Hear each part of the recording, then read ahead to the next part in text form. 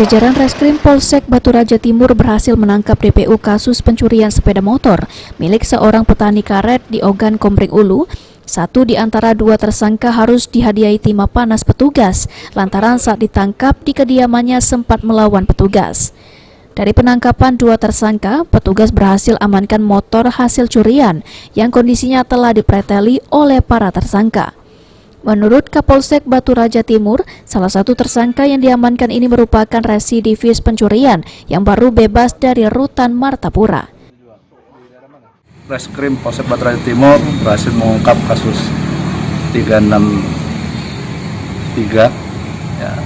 Jadi untuk barang bukti curanmor R2, TKP-nya di Kelurahan Sepancar ya. Jadi korban sedang menyadap, kemudian pelaku melintas di lokasi sehingga mengambil sepeda motor.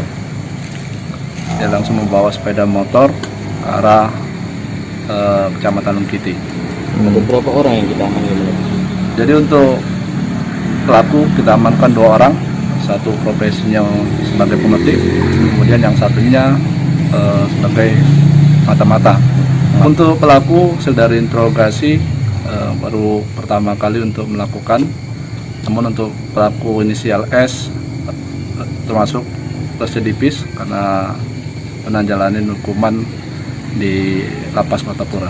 Jadi untuk pelaku sendiri, khususnya inisial S, pada saat dilakukan penggerbekan, mereka langsung berusaha kabur dan sempat terjadi pergulatan dengan anggota kita. Namun alhamdulillah kita masih bisa mengamankan si pelaku.